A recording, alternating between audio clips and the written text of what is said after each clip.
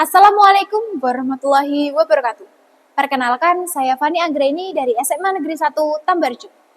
Saya mengikuti lomba SMA Award tahun 2025 dalam bidang lomba monolog dengan judul Sekolah Masa Depan. Selamat menyaksikan.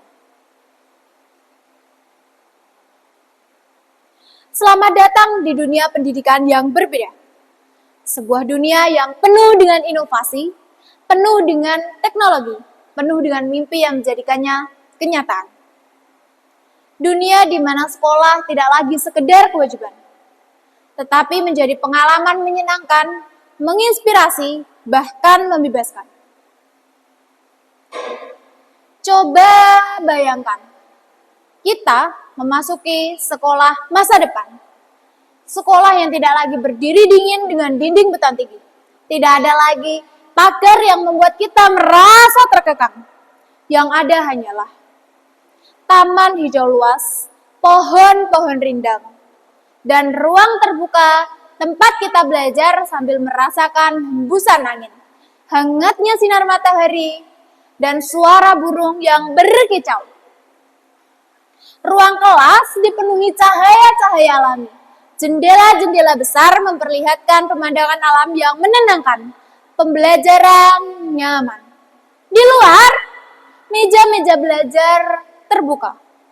Anak-anak berduduk melingkar, berdiskusi, menulis, bahkan melukis.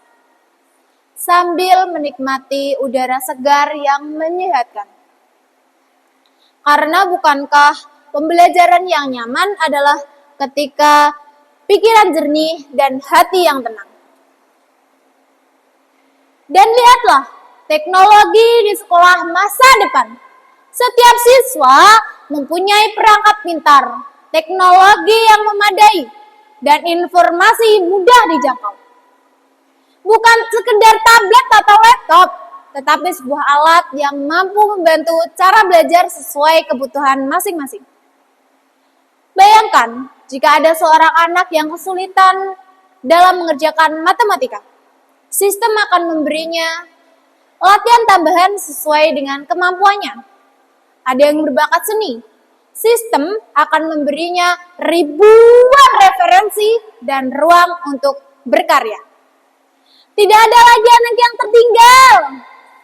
Semua berjalan sesuai jalurnya. Lalu Guru tidak lagi berdiri di depan kelas, menyampaikan materi, lalu memberi tugas. Tidak. Guru di sekolah masa depan adalah inspirator. Mereka menjadi sahabat, fasilitator, dan penuntun. Guru mendorong siswa untuk penasaran, untuk bertanya, untuk berani mencoba. Guru memberi ruang siswa untuk berani gagal. Dan dari kegagalan itulah lahir keberanian yang lebih besar. Diskusi kelompok. Itu tidak hanya terjadi di dalam kelas. Teknologi yang semakin berkembang pesat membuat siswa menemukan kita dari berbagai kota, pulau, bahkan berbeda negara dengan cara virtual.